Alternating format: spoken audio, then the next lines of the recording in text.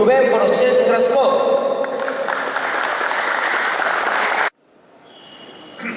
Bueno, buenas tardes.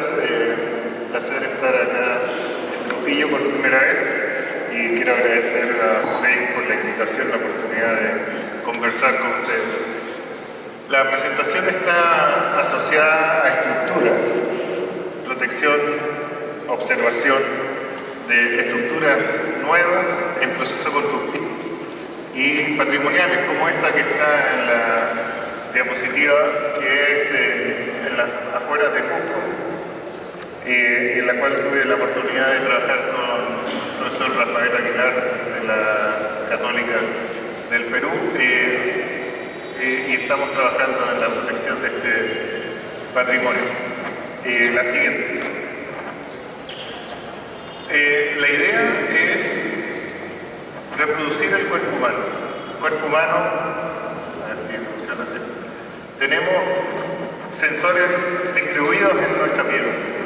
Son capaces de informarnos lo que está pasando con nosotros, que nos estamos acercando a un cuerpo frío o un cuerpo extremado, que nos está diciendo, ¿sabes qué?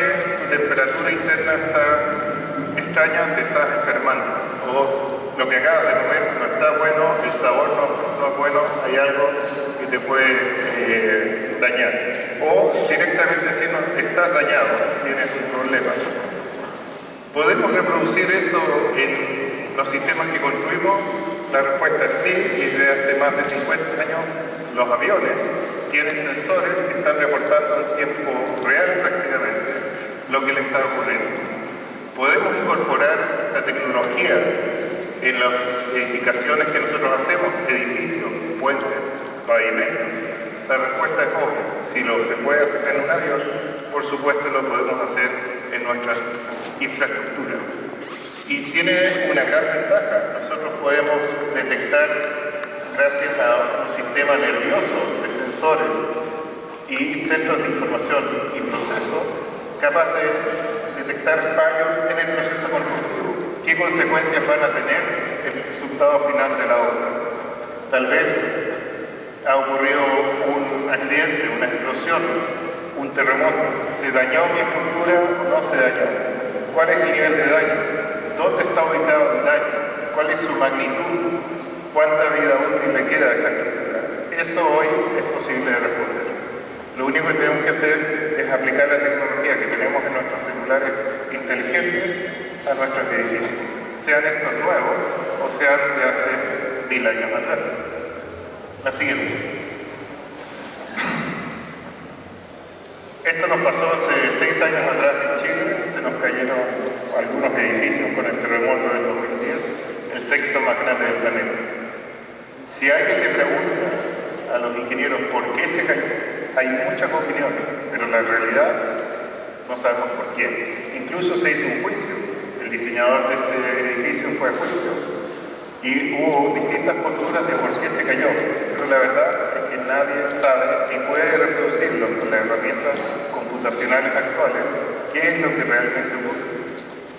No hay información porque no se sabe qué ocurrió durante el evento. Los modelos matemáticos que usamos no son buenos, son aproximaciones, son modelos generalmente lineales. No sé, ¿me escuchan bien? ¿Sí? Okay. Modelos de tipo lineal que no reproducen la no linealidad, las diferencias que hay en una estructura como esta con lo que está en el computador. No nos sirven para predecir cuando hay daños severos. Lo mismo que ocurre acá, en un puente que se le cortaron los tirantes, o en este edificio que se está haciendo demolido. Nosotros podemos observar a través de la instrumentación de nuestras obras qué es lo que está pasando, cuál es el efecto que tienen las cargas externas sobre esa obra, cuál es el efecto que tengo yo cuando estoy actuando sobre una obra, la estoy demoliendo, modificando, qué está ocurriendo con la corrosión, el fuego en esa obra, qué está ocurriendo con los asentamientos y cómo yo sé que ese sistema es seguro o inseguro al punto que yo lo deseo. La siguiente. En general, nosotros podemos instrumentar estas obras existentes y a través del análisis de los datos determinar procesos. Y lo que hemos logrado hoy en día, y con mucha facilidad, y no estamos hablando de costos muy altos, un acelerómetro como los que están en nuestros celulares o medidores de temperatura, vale entre 2 y 5 dólares. Así que no es algo de un costo altísimo. Pero hoy podemos saber que algo está pasando. Podemos saber exactamente que cambió la estructura. Por ejemplo, yo instrumento esta nave con una fibra óptica que me vale 3 dólares el metro, más o menos, y puedo medir cada 50 centímetros las deformaciones que está en esta nave en forma continua. Viene un temblor, se me fisura la nave, yo sé que hubo un cambio. Tal vez no puedo saber dónde. Si tengo bastantes sensores, podría saber dónde. Pero sí puedo saber que ocurrió un cambio en cualquier estructura, en un edificio alto, en un puente, con muy poco dinero, porque los sensores son muy baratos. Hoy en día uno puede, a partir de 500 dólares para arriba, hasta miles de dólares, saber de que hay un daño o un deterioro en el sistema. Con ese monto de dinero no podemos saber dónde, ni la magnitud, ni la vida útil. ¿Ya? Sin embargo, si yo coloco bastantes sensores, puedo saber dónde ocurre el daño, y si pongo muchos, puedo saber cuál es la magnitud del daño. Lamentablemente en ingeniería civil todavía no podemos decir cuánto es la vida útil una vez que ocurrió el deterioro. Eso no se ha logrado con dinero, falta desarrollo tecnológico. Los puntos anteriores sí lo podemos hacer. Este es un caso muy reciente que ocurrió, creo que hace menos de 2 años atrás, en un centro comercial en Asia, en el cual se terminó de construir, estaba siendo ocupado y todas las losas colapsaron en un solo instante con toda la gente que estaba de compras. ¿Ya? Aquí murieron muchas personas porque hubo un deterioro de la conexión entre la losa, que estaban uniendo estos puntos, algunos elementos verticales, con los muros estructurales que eran los que daban cierta resistencia al sistema. ¿Podríamos haber detectado eso en forma temprana? Absolutamente.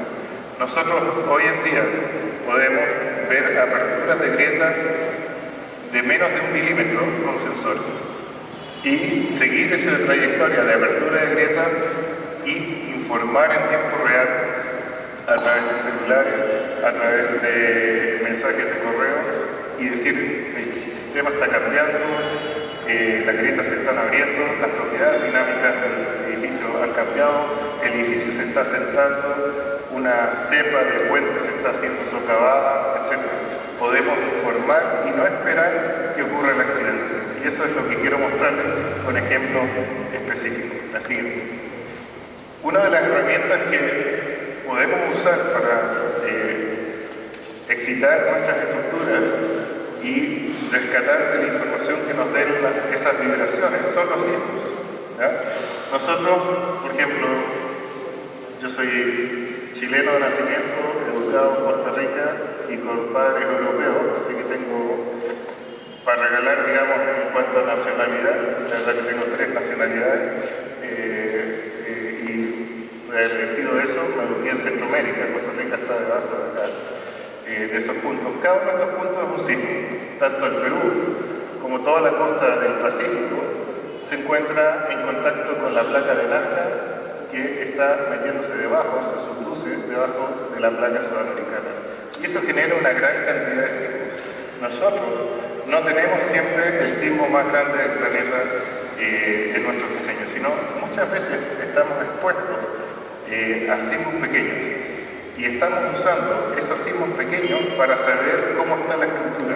Nosotros tomamos un edificio que está en terreno, viene un temblor, mueve el edificio levemente, lo tengo totalmente instrumentado, comparo la respuesta de ese edificio bajo ese temblor pequeño con lo que predice un modelo numérico y sé si tengo un problema o no con ese sistema.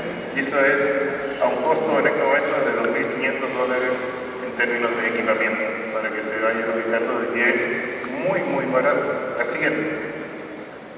La suerte que tenemos, o la mala suerte que tenemos tanto en el Perú como en Chile, como en Ecuador, son los grandes terremotos. Y para eso sí tenemos que estar preparados. Si nosotros tomamos el final del siglo XIX, tenemos los 2 grandes sismos en la zona norte de Chile y sur del Perú, digamos. Y si pasamos al siglo XX, estas son las áreas de ruptura de todos los terremotos que han ocurrido en el siglo XX en Perú, parte de Bolivia y Chile. Por supuesto no hubo terremotos acá porque ya los ocurrió en el siglo XIX y se necesita tiempo para que eso ocurra. Y en el siglo XXI, que es ahora, ya se nos está llenando nuevamente de elipses, que es donde se está rompiendo. Y por supuesto, esta zona que se rompió en 1800 es la que sigue ahora por romperse, y algunas zonas que por supuesto en el norte del Perú también tienen que romperse. Tenemos que estar preparados para eso y necesitamos tener información. Una cosa que nos ocurrió en el terremoto del 2010, el sexto más grande del mundo en Chile, es que se dañaron o fueron afectados más de 400.000 viviendas y 10.000 edificios. Se pidió, una vez que terminó el terremoto, que fueran los ingenieros, los técnicos, a inspeccionar esas infraestructuras, y nos demoramos 4 meses en terminar de revisar los 10.000 edificios. Es decir, hubo gente que estaba insegura en sus viviendas, pero no hubo capacidad técnica para hacer la inspección. La solución a eso es tener infraestructura instrumentada a un nivel alto que nos informe que eso va a ser así. Me acaban de avisar la semana pasada que la Católica del Perú ha decidido construir uno de sus edificios con fibra óptica completo, de tal manera de que toda la estructura esté informando de su nivel de apertura y cierre de grietas y su efecto ante terremotos. Es decir, aquí en el Perú se está liderando estos temas también. La siguiente. Nosotros, si ponemos sensores GPS en el suelo del continente, resulta de que tanto el Perú como Chile como Ecuador tienen deformaciones sobre 1 milímetro al año por este choque de placas. Es imposible pensar de que no nos va a tocar los grandes terremotos que vienen, ¿ya? Tenemos que estar preparados para eso. La siguiente, por favor. Y vamos a usar esta gran cantidad de sismos perceptibles que tenemos como herramienta para evaluar la infraestructura que ya está existente en terreno. ¿Qué es lo que hacemos? Miren, este es un dato para el caso chileno, ustedes deben hacerlo para el caso peruano, de cuántos sismos perceptibles hay en un año en Chile. Entonces, un año normal sin un terremoto grande, 200 sismos perceptibles al año, es decir, 2/3 del año hay un sismo perceptible. Cuando hay un terremoto muy grande, que es lo que nos ocurrió en el 2010, tuvimos un magnitud 8.8, entonces ahí tenemos 3 sismos perceptibles por día, ¿ya? Y lo que hemos hecho es usar estos sismos perceptibles que no son dañinos para evaluar nuestras estructuras. La siguiente. Si ustedes se preguntan por qué tenemos tantos sismos perceptibles en esta zona, basta ver un estudio que se hizo en el año 80 de la edad de la placa que se está subduciendo, esta es la de Nazca sobre la sudamericana, y resulta que tanto Chile como Perú tienen una confluencia de estas placas muy alta, una tasa de acercamiento de las más altas que hay en el planeta. Esto es todo el planeta. Y nosotros estamos acá arriba. Chile es un poco más alto que el Perú, por eso tenemos magnitudes de terremotos 9,5. En el Perú no han ocurrido nunca. Pero Perú no se queda atrás con 8 y cercanas a 9. ¿Ya?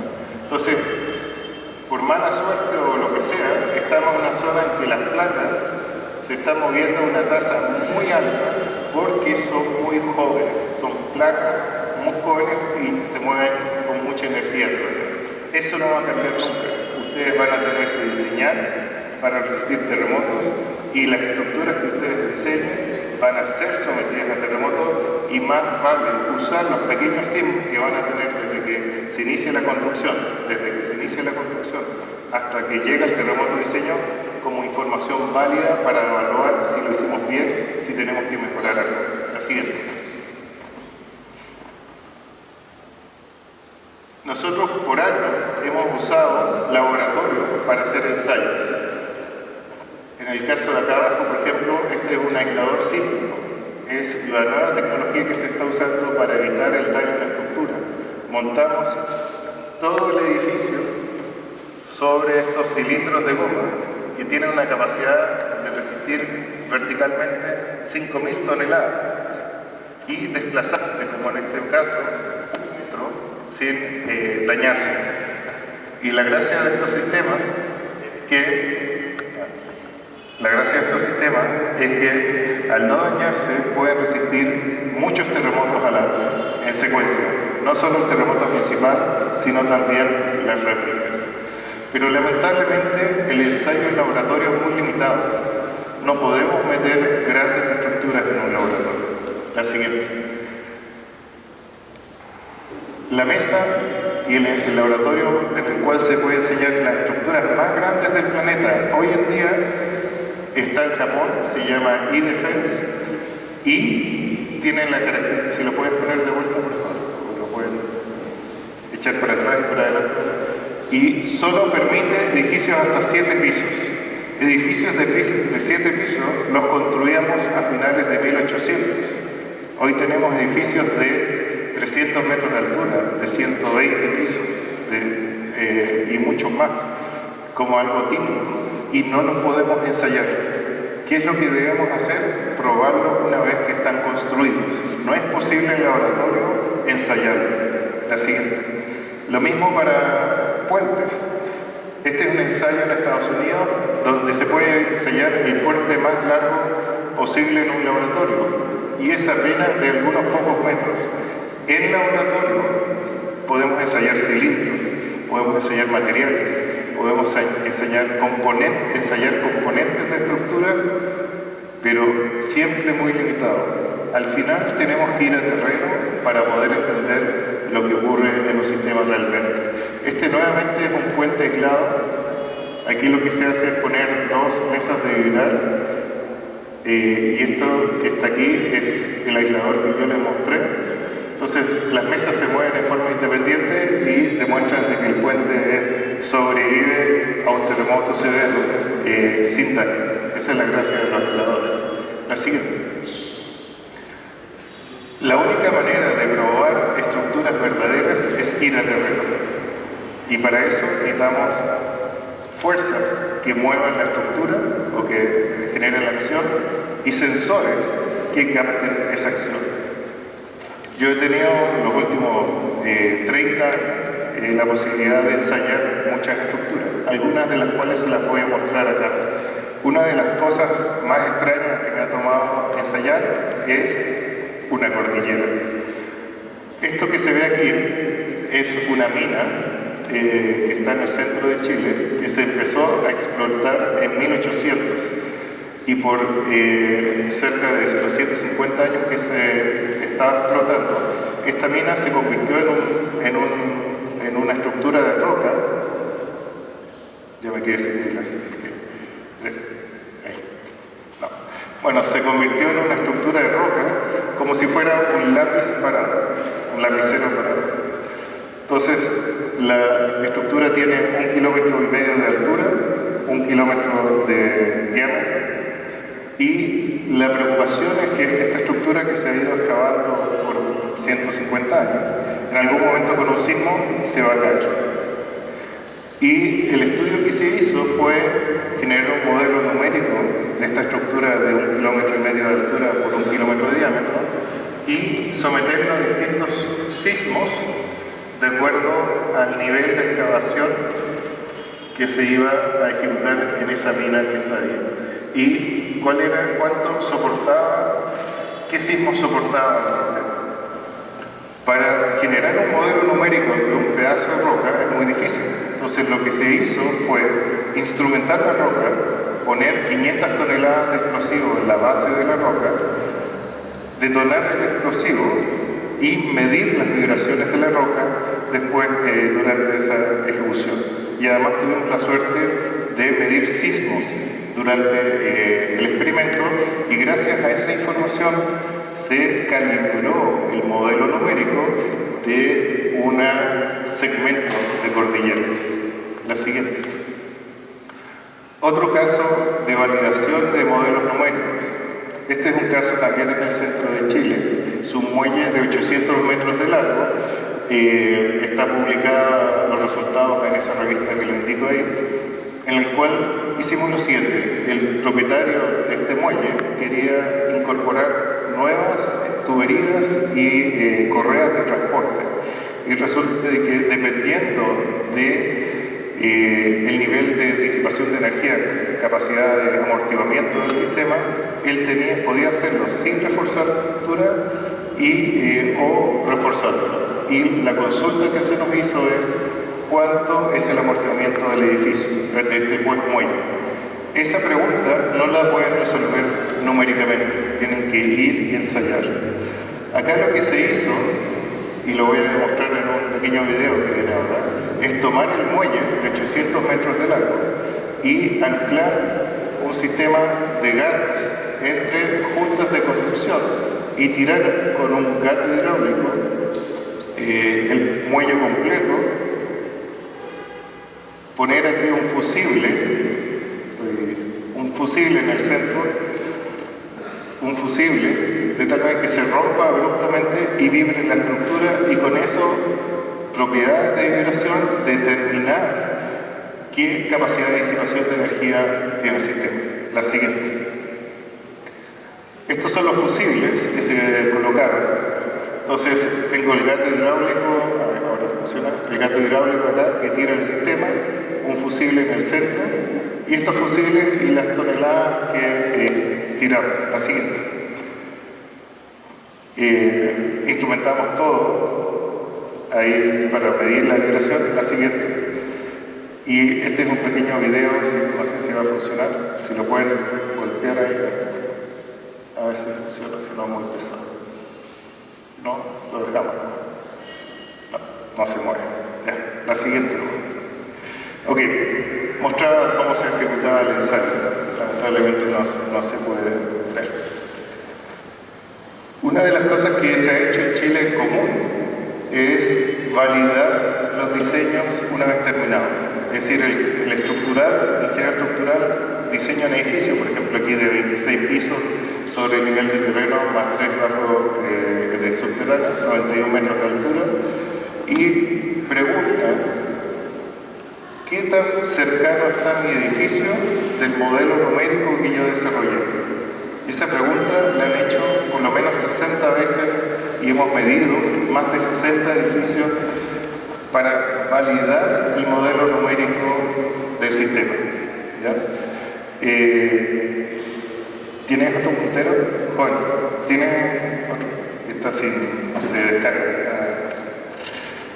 En este caso, por ejemplo, de esta medición, el periodo es esa variable T que aparece ahí, 1.67 segundos en un edificio de 26 pisos, nos permite saber de que el edificio es muy, muy rígido y muy saludable. La siguiente. Y lo hemos hecho para varios edificios de 21 pisos, 24, 27, 23, 37, 33. Y la gracia que nosotros tenemos un terremoto magnitud 7 cada 5 años en Chile, con magnitud 8 cada 10 años, con magnitud 9,5 cada 300 años. Eso no me lo he topado nunca. Pero lo que hacemos es que una vez que ocurre el terremoto, ¿sí? Ya. Una vez que ocurre el terremoto, se compara el periodo medido, las propiedades dinámicas medidas antes del terremoto con aquellas después del terremoto y valido el nivel de daño escondido que tiene el sistema. ¿Por qué?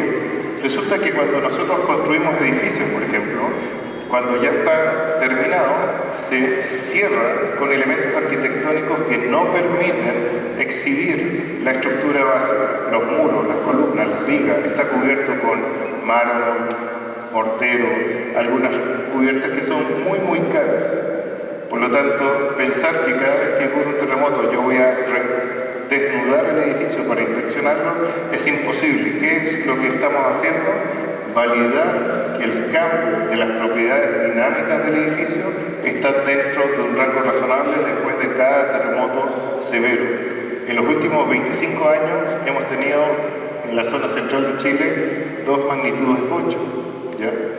Y se vuelve una necesidad. Y la gente está dispuesta a pagar por hacer ese tipo de evolución. La siguiente. Quiero mostrarles un caso muy especial también que nos tocó trabajar de validación de modelos numéricos. Este es un edificio que en su etapa final tiene 54 pisos, 200 metros de altura, construido en el centro de Santiago. Y el objetivo del estudio era estudiar la construcción y recrear un modelo numérico para saber si nuestros modelos eran apropiados para predecir su respuesta cuando estuviera terminado. Es decir, yo medía las propiedades del sistema en forma automática cada 15 minutos y esas propiedades se comparaban con el modelo numérico que había hecho el diseñador a ese nivel de construcción. Si hubiese una diferencia, teníamos que saber por qué ocurría eso y llevarlo a una discusión y ver si había que demoler condiciones o se podía aceptar las diferencias. Veamos el ejemplo, la siguiente. El edificio tiene 54 pisos, ya está terminado, ya pasó el terremoto del 2010, la siguiente. Una de las ventajas, no sé si, bueno, aquí había otro video, pero también está pegado por eso. Bueno. Una de las ventajas de que el volumen de hormigón que se estaba inyectando en el edificio estaba cuantificado numéricamente. Es decir, nosotros cuando estábamos midiendo, pasen a la siguiente, Cuando estábamos midiendo, sabíamos cuánto hormigón estaba entrando y comparábamos las propiedades técnicas del sistema, que las obteníamos en forma automática, con sensores puestos en la estructura o un computador, y inmediatamente comparábamos cada 15 minutos con el modelo numérico en esa etapa de desarrollo. Si había una diferencia, se nos informaba, se generaba una alerta, una alarma, y se generaba una desviación. Usábamos precisamente el proceso constructivo para mover el edificio. Esto que ustedes ven ahí en la pantalla es el bombeo del hormigón en altura medido por uno de los acelerómetros, sensores, que teníamos en el edificio. Entonces, ¿qué es lo que hacíamos? Usábamos la construcción, la vibración que generaba la construcción, para vibrar la estructura. Con esa vibración nosotros identificábamos la estructura y nos permitía finalmente comparar con el modelo numérico. La siguiente. De esa manera lo hicimos por 2 años seguidos. Entonces aquí está con fechas y esta es una de las propiedades del edificio, el periodo de vibrar. Entonces en la fecha, por ejemplo aquí el 13 de agosto tenía un periodo de una frecuencia de vibrar de 0,55 segundos y el 4 de enero, unos 5 meses después, la frecuencia de vibrar era como 0,28, es decir, yo podía seguir como el edificio cuando iba creciendo se iba flexibilizando y yo comparaba eso con el modelo numérico, la siguiente. Y lo hice para muchas propiedades de la estructura, las propiedades dinámicas. En este caso, en esta figura, están los modos de vibrar, que tal vez, no sé si los han visto todavía o no, pero son las frecuencias predominantes de vibrar de la estructura. Entonces yo sigo esas propiedades. La siguiente, nos vamos a saltar la siguiente. Y lo que hago es comparar la línea azul, que es lo que yo he medido, con la línea roja, que es lo que dice el modelo numérico. Si hay diferencias, por ejemplo, en la figura del modo 2, hay una diferencia justo al inicio, en el cual el edificio se empezó a construir, se le agregó una zona adicional y el edificio empezó a torcerse fuera de lo que tenía esperado el diseñador. Entonces lo que se hace aquí, y aquí está fecha contra periodo, es sentarnos con el diseñador y en vez de demoler la componente que generó el cambio, se predice qué es lo que va a ocurrir con el edificio al final. ¿Necesitamos demoler o no? ¿Tiene consecuencias negativas o no? Y la respuesta fue no, mantengámonos en ese Y en la segunda figura ustedes ven que aquí en la primera propiedad estaba perfecta, en la segunda estaba mal. Esto es torsión. Lo que ocurrió es que se torsionó mucho más, pero se evaluó de que al término ese efecto era apropiado, que podía considerarse con la factor de seguridad que tenía el edificio, y no necesitábamos demoler. La siguiente. Al final, después de 2 años de medir este edificio, terminamos nosotros estimando las propiedades del edificio de forma real con las del modelo numérico. 3 semanas después de que terminamos de medir, vino el terremoto, el 6º terremoto más grande del planeta, el 8.8 del 2010. El edificio se dañó, cayeron los balcones del piso 45 al 50 y tanto, y se cayeron muchas tabiquerías interiores. El interior ya estaba cubierto con mármol y no había manera de inspeccionar la obra gruesa, no, las columnas, las vigas, no se podían ver. Y el dueño nos pidió que comparáramos la medición última 3 semanas antes del terremoto con una después, para ver si las propiedades habían cambiado lo suficiente como para solicitar sacar todo el mármol que se había puesto en las paredes. Gracias a que habíamos medido antes y pudimos medir después, vimos de que el daño era mínimo y aunque estuviese escondido, no era grave. Y el dueño se ahorró por lo menos unos 15, 10 millones de dólares por lo menos en solo eliminar el recubrimiento, que era muy caro. Y nosotros no cobramos en pesos chilenos, que no tiene nada que ver con los millones de dólares que él se ahorró. Pero era un efecto muy directo de la ventaja de informarse. Ahora, estos ensayos que les he mostrado son todos, me piden que vaya a la obra, mida y me voy. Entonces, si hay un evento como un terremoto, yo no estoy presente. O si hay una explosión o un incendio. Entonces, hay otro grupo de ensayos que quiero mostrarles, la siguiente, que sí está presente la instrumentación durante el evento extremo. Este edificio es un edificio muy pequeño, de 8 pisos, 9 pisos, que está instrumentado con sensores del tamaño de mi mano.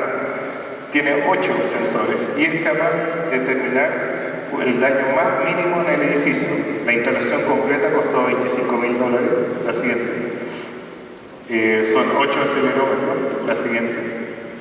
Que están puestos ahí con una central de meteorológica. La siguiente. La siguiente más alta. Y tiene la siguiente gracia. La gracia es que este sistema, los sensores están fijos, están conectados a un computador y a la red de internet. Cada 5 minutos el sistema lee las vibraciones, las procesa, determina las propiedades dinámicas del edificio e informa que sigue en estado igual o se ha deteriorado con respecto a los estados anteriores. Acá venía antes de un terremoto estas fechas, 16 de febrero, 18, 20, 22, 26, 28. Y estas son las propiedades dinámicas del edificio. Primer modo, segundo modo, tercer modo del edificio. El 27 de febrero, que está acá, ocurrió el terremoto a las 3:30 de la mañana. El sistema detecta a los 5 minutos de que el edificio se había agrietado. ¿Cuánto? El valor de la caída que está ahí marcado. Un 20% de variación de periodo, es decir, como un 40% de la pérdida de la rigidez del sistema. ¿Ya? A los 5 minutos nosotros no habíamos terminado de temblar y de recuperarnos del susto, porque estábamos insertos en el terremoto, cuando ya recibíamos en el mensaje de texto en el celular un correo indicando todas las propiedades del edificio que habían cambiado. El sistema había funcionado sin problemas. ¿Ya? Y yo podía decidir, si ese mensaje me llegaba de 200 edificios, qué edificios debo ir primero y qué edificios debo ir después. Y lo mismo ocurre con puentes, que es aún más riesgoso. En puentes existe la necesidad de ir e inspeccionar después de cada evento. ¿Ya? ¿Qué hacemos si ocurre el evento principal a las 3:30 de la mañana y no sabemos a dónde ir? En Chile hay 60.000 puentes. ¿Ya? ¿Cómo inspecciono eso? Y ese no es el problema. Voy y lo inspecciono, pero a las 2 horas viene una réplica muy fuerte, tengo que volver ahí. Y después viene otra réplica. El primer día hubo 24 réplicas de magnitud 6 o mayor. ¿Voy a ir a inspeccionar cada vez? ¿O simplemente hago lo que ocurrió en Chile? El tablero se cae del asiento y creo que murieron 5 personas en el lapso porque nadie detuvo el flujo vehicular, no había información, ¿ya? Porque no hay capacidad humana para ir a inspeccionar. Sin embargo, el sensor vale $2. ¿Por qué no los ponemos? ¿Ya? La siguiente, voy a saltar eso. Así. Esto es lo que uno compara y el sistema lo hace automático. El sistema lo que hace es generar estadísticas de las propiedades del edificio antes del terremoto. Cómo se movía el edificio, qué periodos tenía, cuáles eran los tamaños de grietas, cómo se movían esas grietas con la temperatura, con la humedad. Y me genera una estadística. Viene un evento extremo y sigue comparando. Dice, ¿sabes qué? Hay algo raro. La grieta ya es más grande y no se cierra, o el periodo de durar cambió mucho y no está volviendo a su origen, o las amplitudes de vibración de esta losa exceden lo que la misma losa era antes. Inmediatamente se genera una alerta o una alarma y el sistema informa a través de Internet. En este caso, en este edificio en particular, las propiedades antes del terremoto y después del terremoto cambiaron en un 20%. Había motivo para una alerta. Preocúpense, la verdad es que después de este terremoto no hicimos nada con el edificio, lo pintamos nada más, pintamos las grietas porque no eran graves. La siguiente. Lo que se está pudiendo hacer hoy es repetir el problema del médico. Tengo una estructura, tiene no sé cuántos años tiene este recinto, lo instrumento y dejo que la instrumentación aprenda de la estructura, que se reconozca cómo se mueve con el sol, cómo se mueve cuando hay carga, cómo se mueve cuando vibran las paredes y está este parlante acá, y lo va a aprender, que es un sistema inteligente. Al cabo de 3 días, yo ya tengo un buen indicador. Al cabo de 1 año es perfecto, ¿ya? Con 1 año de data, mi error en predecir de que el sistema está cambiando, que se está asentando, se está abriendo una grieta o se está deformando en exceso, es casi nula. Yo puedo informar, ¿ya? Y los sensores son muy, muy baratos. La siguiente. Y hay de todo tipo. Tenemos sensores de deformación unitaria, midiendo grietas específicas. Acelerómetros que miden cómo vibra la estructura, inclinómetros para saber si se está inclinando o asentando, medidores de celdas de presión, por si hay presiones acústicas o de agua, si hay flujo de agua, etc. Todo lo podemos poner, podemos medir fuerzas. La siguiente.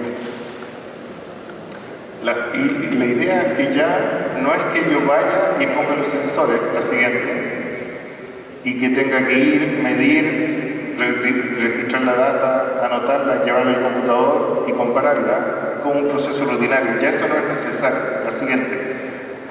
Ahora los sensores son inteligentes, transmiten.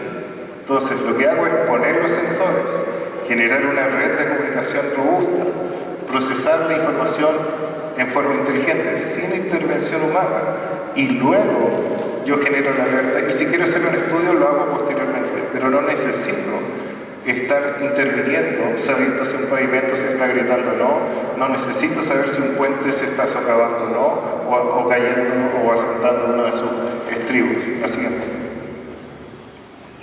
La siguiente. Y esto ya lo hemos aplicado en varios proyectos. Esta es una mina en el norte central de Chile, en el cual nosotros medimos los taludes. Tenemos fibra óptica en los taludes. Cada vez que hay un temblor, nosotros ya sabemos a qué nivel de aceleración en los taludes genera rodados.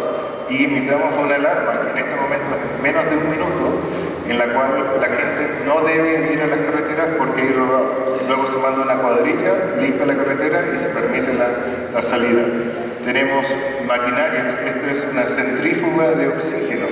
se usa en minería para inyectar oxígeno a los procesos de fundición, y lo que se hace es tomar aire, centrifugar imagínense lo que estoy diciendo, se centrifuga aire, se separa el nitrógeno y oxígeno y se toma el oxígeno. La vibración es tan grande que esa máquina, si yo me paro en esta máquina llego hasta aquí, es tan grande que la fundación se agrieta permanentemente. Nosotros tenemos acelerómetros en la fundación, en las columnas, y sabemos si se nos agrieta o no la fundación, en vez de estar mandando cuadrillas de inspección. Nosotros sabemos cada minuto que yo decía, 5 minutos, un día, un año, que me mida la grieta de forma automática. La siguiente. Túneles.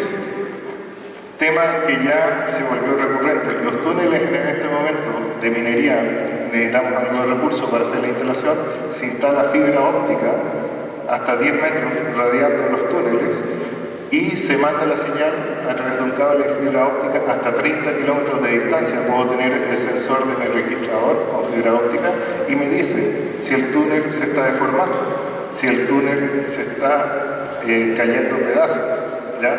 Y me informa cosas que yo no podría inspeccionar. Por ejemplo, un túnel donde está pasando un ducto de agua a presión, un túnel de una hidroeléctrica. Yo no tengo que, para inspeccionarlo, tendría que cortar el agua y meter un personaje a verlo. En cambio, si pongo estos sistemas, yo puedo observarlo a la velocidad que yo desee. Ya tenemos no sé cuántos kilómetros, pero más de 100 kilómetros de túneles instrumentados en Chile así, Colombia 900 kilómetros de túneles y México varios miles de kilómetros. La siguiente. Laderas. El tema de laderas es muy fácil de resolver porque lo único que se requiere es colocar fibras que detecten el corrimiento del sistema, ¿ya? Y estas fibras son relativamente baratas, estamos hablando desde 50 centavos el metro hasta muy caras, por supuesto, $8 el metro. Es decir, yo puedo llenar de fibras una ladera o con un sistema óptico fotografiar permanentemente la ladera e interpretar esa información y darme la información para poder yo reaccionar a tiempo apropiado. La siguiente. En la industria podemos medir las deformaciones de entrepiso en forma continua y saber si se nos dañó o no se nos dañó una estructura y no tener que evacuarla o detenerla por un posible daño que tengo que ir a inspeccionar. Pero a veces esas inspecciones no las puedo hacer en un tiempo razonable. ¿Por qué no dejo que la instrumentación lo haga? La siguiente. Este es un proyecto que hicimos hace algunos años atrás. Aquí estamos colocando los sensores, en el cual a partir de cierto nivel del líquido, esto es muy grande, aquí se den cuenta la escala, este es un suspensor, un sistema para suspender pulpa de molienda con unas grandes hélices. A partir de cierta altura, estas estanques vibraban mucho y se separaban de la fundación.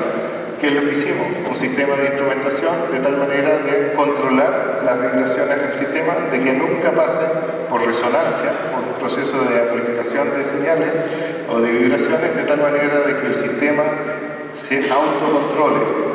Yo pongo los sensores, el sistema empieza a vibrar mucho, cambio mi estado, no pongo vibraciones excesivas. La siguiente. Y lo estamos haciendo en patrimonio también. La siguiente. ¿Ah? ¿Sí? Soy de más. Entonces quiero mostrarles algunos proyectos que hemos usado no en estructuras nuevas, no en estructuras de proceso de construcción, sino estructuras como esta. Esta es la Catedral de Santiago. En esta catedral ha pasado más de 6 terremotos de diseño con aceleraciones en el suelo de más de 0,4 G, y la idea es evaluar cuál es su nivel de deterioro, qué riesgo tiene. Y quiero mostrarles, esta es parte de un proceso, un estudio de doctorado que tiene uno de mis alumnos, Wilson Torres, que es ecuatoriano, y lo que hicimos en esta catedral. La siguiente. Lo primero, no se ve muy bien, pero aquí hay una persona subida en andamio, es colocar sensores, que están aquí, este es un sensor en la esquina. Ponemos sensores en la catedral y medimos cómo se está moviendo, con vibraciones ambientales o con el tráfico en la calle, es suficiente para saber lo que ocurre con la catedral. Aunque yo no sienta la vibración, el edificio se está moviendo. Y lo que hacemos es poner sensores muy, muy sensibles para detectar esa vibración. Llenamos la catedral de sensores y al cabo de 10 minutos yo ya sé cómo se mueve esa catedral. La siguiente. Lo que ustedes están viendo acá no es un modelo numérico, es el resultado de los sensores puestos en la estructura. Lo que hacemos es poner sensores y luego poner mallas que unan los sensores y dejamos que nos muestre cómo se movía la catedral durante el proceso de medición. ¿Ya? Con esa información, la siguiente. Ahí ven que la catedral se mueve de distintas maneras de acuerdo a lo que nosotros llamamos frecuencias de catedral. Podemos calibrar, ajustar un modelo numérico predictivo que nos permita llevar la catedral a un terremoto de diseño, a un terremoto severo.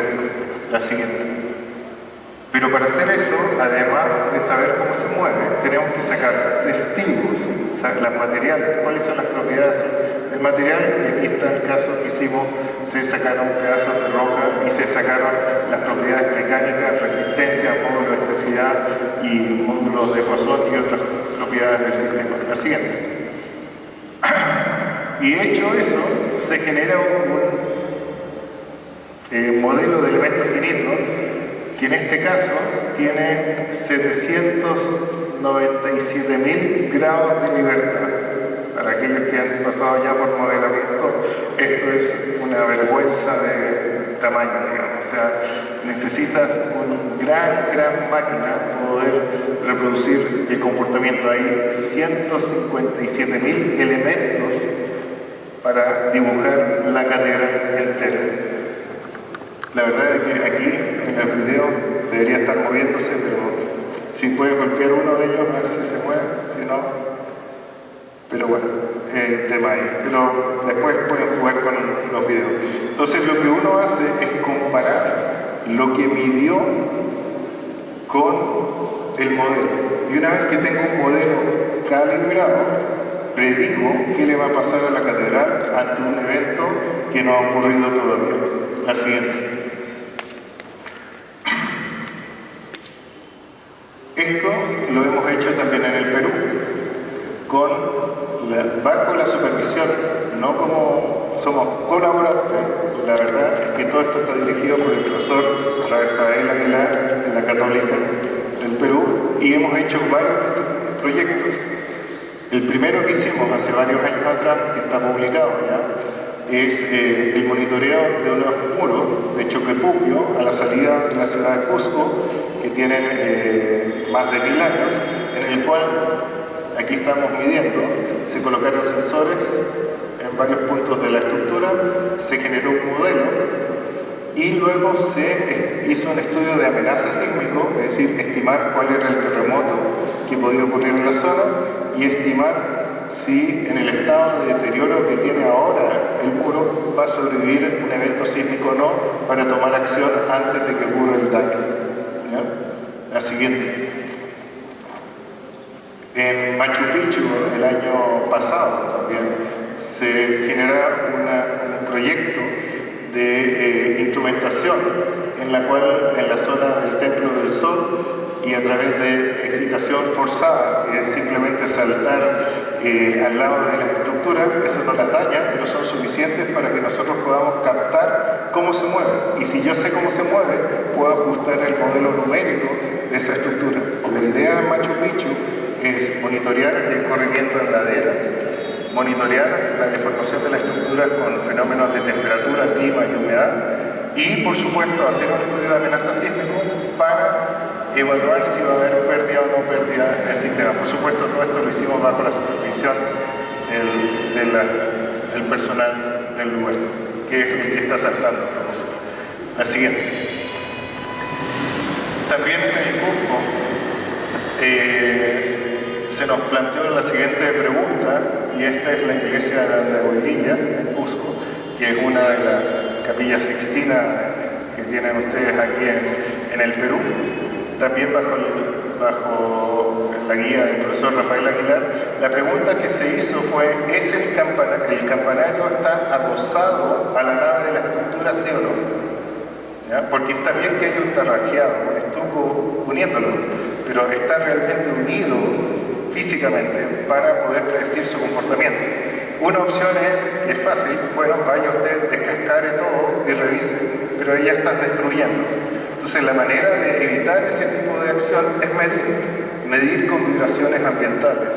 Y lo hicimos, nos pusimos acá en el campanario, en la nave, aquí hay algunas andamiajes del proceso de mantención que lo usamos, y después con las mediciones se hace el modelo numérico y podemos validar de que el campanario, que es lo que está ahí abajo, está moviéndose en conjunto con la pared de la nave.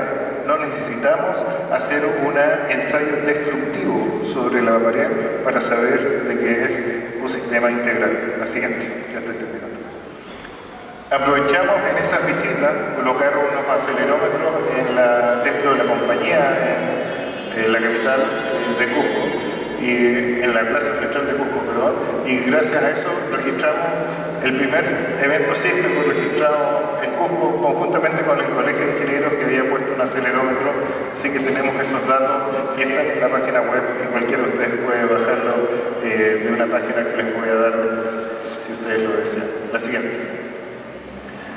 Esto lo hemos hecho con muchísimas estructuras porque no hay planos estructurales en patrimonio.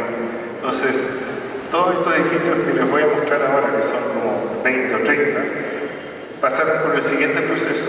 Eran edificios antiguos, sin caracterización de su refuerzo estructural porque no habían planos estructurales, pero tenían que reforzarse, readecuarse. Entonces, ¿qué hacíamos?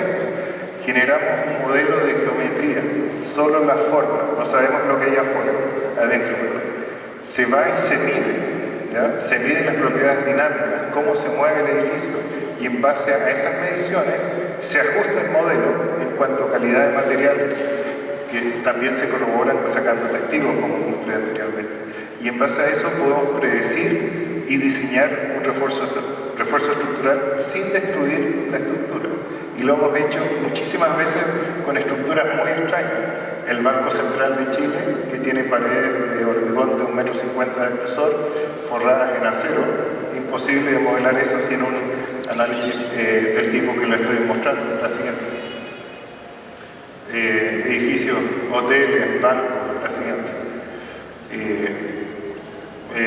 Esta es una estación de metro, de trenes, perdón. Todos edificios sin planos, que no puedo hacer el modelo si es que no tengo algún antecedente.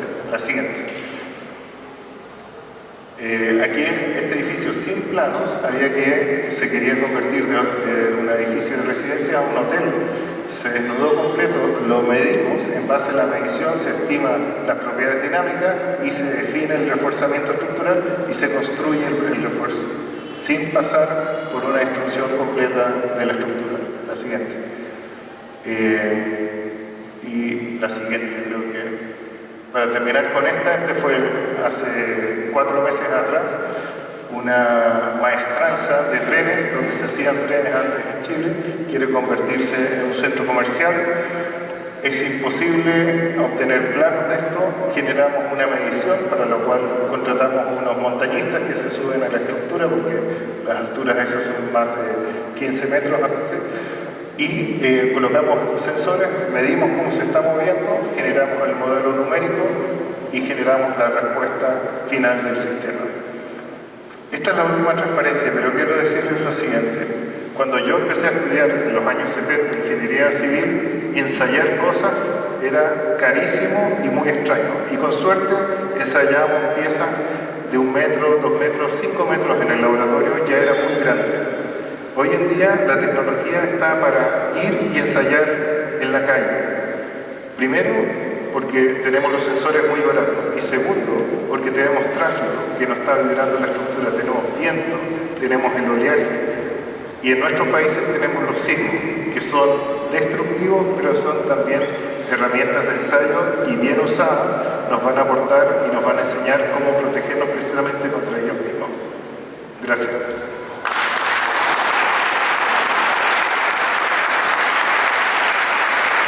Muchísimas gracias. invitamos al presidente del quinto FOREIC a hacer la entrega del reconocimiento respectivo por su ponencia. Gracias.